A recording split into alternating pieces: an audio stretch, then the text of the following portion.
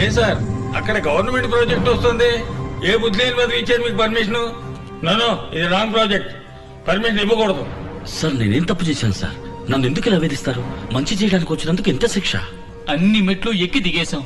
Table కి, bench కి, అధికారికి, మంత్రికి, వాడు వీడని అందరికి ఎంత దివాలో అంతా ఇచ్చేసాం. మీరు ఇచ్చింది ఆ ముఠాకి, ఆ మంత్రులకి. మేము ఫ్రెష్ బోలెడంత ఖర్చు పెట్టుకొచ్చాను నాన్న. సీటు ఖరీదు, ఎలక్షన్ ఎక్స్పెన్స్, పబ్లిసిటీ ఎక్స్పెన్స్, ఎమ్మెల్యేలు కొనడం, కాస్ట్ ఆఫ్ పాలిటిక్స్ చాలా ఎక్కువైంది. ఇప్పుడు మేము ఏం చేయాలి చెప్పండి? మీ ప్రాజెక్ట్ వాల్యూ ఎంత? ఎన్నిసార్లు ఇదే ప్రశ్న అడుగుతారా? ఏంటి ఏమన్నారు? ఏ లేదు సార్, 200 కోట్లు.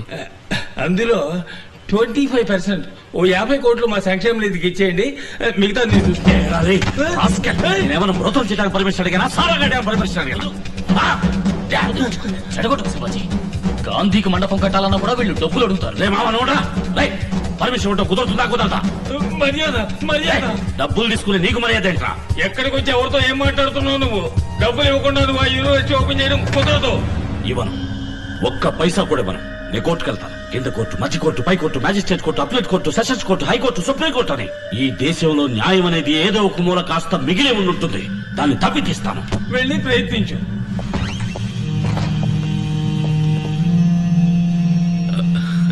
ఏం శివాజీ ఎలా ఉన్నారు?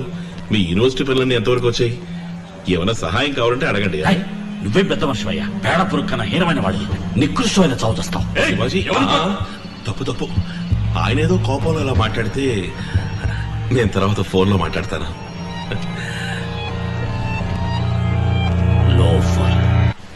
క్యాస్ట్ ఐరన్ కేసు గెలిచే తీరాలి.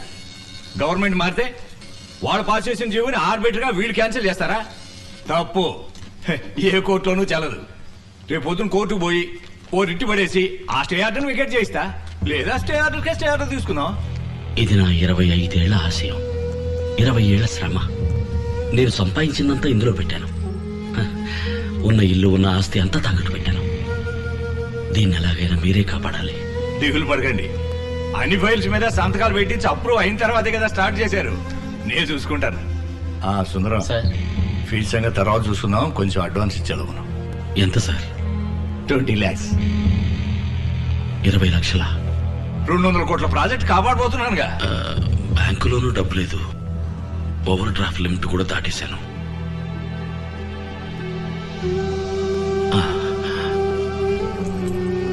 అడ్వాన్స్ నాకు ఆలోచుకోండి. ఏంటండి ఇది ఇరకాటంలో పెట్టారే? అయ్యయ్యో, మీరేం ఫీల్ అవ్వకండి. నేనేమైనా పుట్టేటప్పుడు కారులో పుట్టానా? చిన్న వయసులో చెప్పులు లేకుండా నడిచాను, బస్సుల్లో ప్రయాణించాను. మీరు ఈ కేసు గెలిపించండి, అది చాలు. తీసుకోండి. శివాజీ, నువ్వెంతో ఆశపడి కొనుక్కున్న కారు ఇది.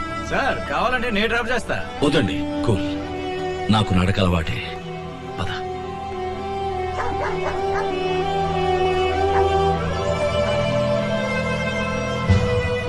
మీరు శివాజీ ఫౌండేషన్ స్టార్ట్ చేసే ముందు అన్ని ప్రభుత్వ శాఖలు అనుమతి నిరాకరించింది నిజమేనా?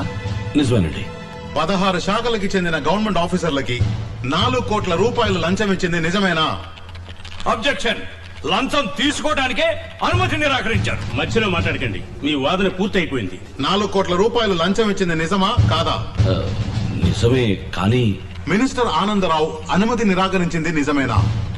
నిజమేనండి. వారికి 50 కోట్లు లంచం ఇచ్చింది నిజమేనా? ఇచ్చాను. దేశానికి మంచి జరుగుతుందన్న ఉద్దేశంతో. I was cornered, I was helpless.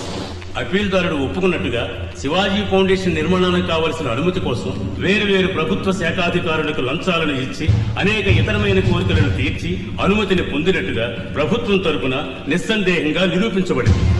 కనుక శివాజీ గారి యూనివర్సిటీ కట్టడాన్ని రద్దు చేయడం చట్ట ప్రకారం న్యాయమే. ఇంతవరకు కట్టిన భవన సముదాయాన్ని కూల్చివేయడానికి ఆజ్ఞాపించవలసిందిగా ఈ ప్రభుత్వాన్ని కోర్టు ఆదేశిస్తుంది. అందుకు గాను ఏ విధమైన నష్టపరిహారాన్ని ఈ ప్రభుత్వం చెల్లించవలసిన లేదు.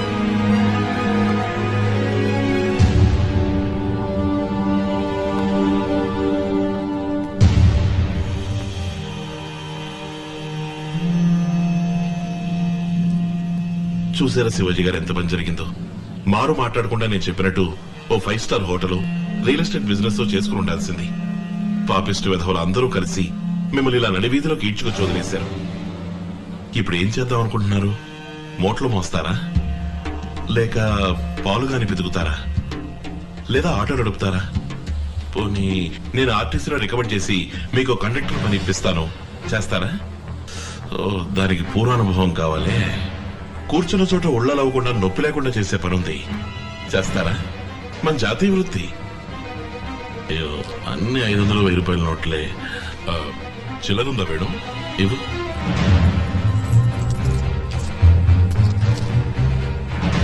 అమ్మా తల్లి జగన్మాత, వీరు చేయబోయే పని విజయవంతం కావాలమ్మా. నా హస్తవాసి చాలా మంచిది, మొదటి పోనీ నేనే చేస్తాను.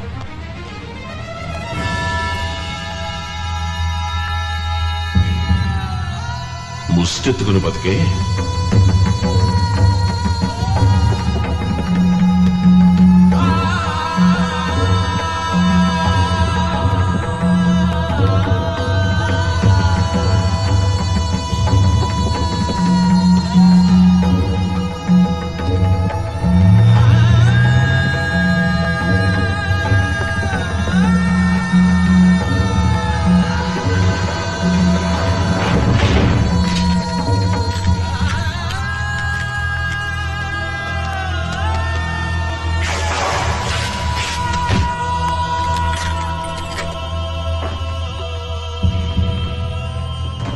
ఎక్స్క్యూజ్ మీ సార్, ఈ ఇల్లు, మిగతా ప్రాపర్టీస్, ఇక్కడున్న వస్తువులు అన్నిటికీ వెలకట్టినా కూడా మీరు తీసుకున్న అప్పుకి సరిపోదు సార్. వాల్యుయేషన్ పూర్తయ్యే వరకు ఈ ఇంట్లో నుంచి ఒక ప్రాపర్టీ కూడా బయటే పోకూడదు. సారీ. మీ రోలెక్స్ కూడా మా లిస్టులో ఉంది సార్.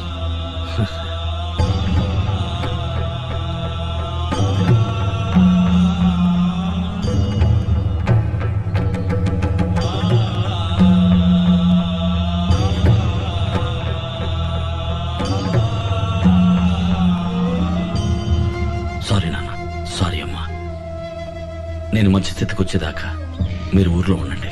మాకే బాధ లేదు బాబు. నువ్వు అమెరికా వెళ్లే ముందు మన పరిస్థితి ఇదేగా.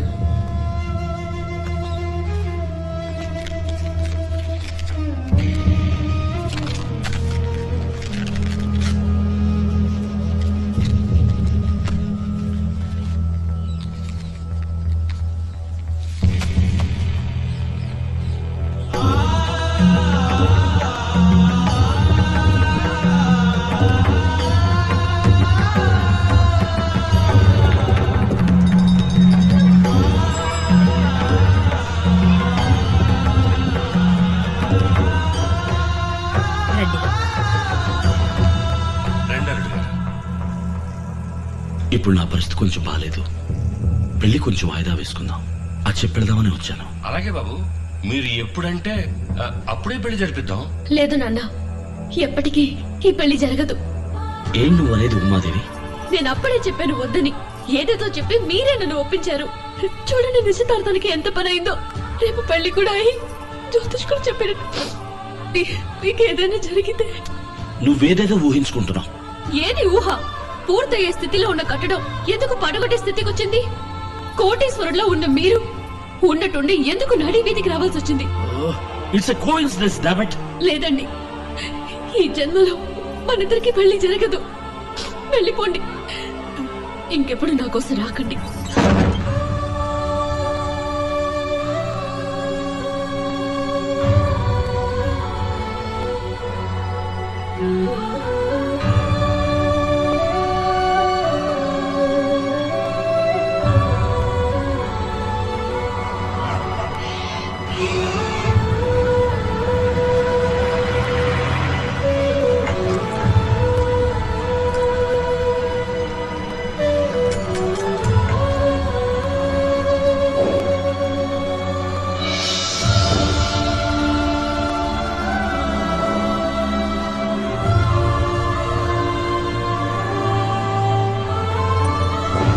ముష్టెత్తుకుని బతికే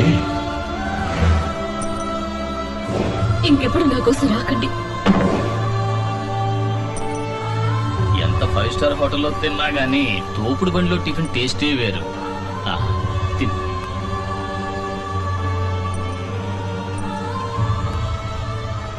నువ్వు మాట్లాడకుండా అమెరికా వెళ్ళి శివాజీ, లేదు, ఇది నా ఊరు. ఈ ఊరు వదిలి ఎక్కడికి వెళ్ళమంటావు? అనుకున్న మంచి చేయకుండా వదిలిపెట్టను. ఎలా శివాజీ? ఈ ₹1 చెప్తుంది. బొమ్మ పడితే సింహపు దారి, బొరుసు పడితే పూల దారి. నా దారి దైవ నిర్ణయమో యాదృచ్ఛికమో ఇది నిర్ణయిస్తుంది.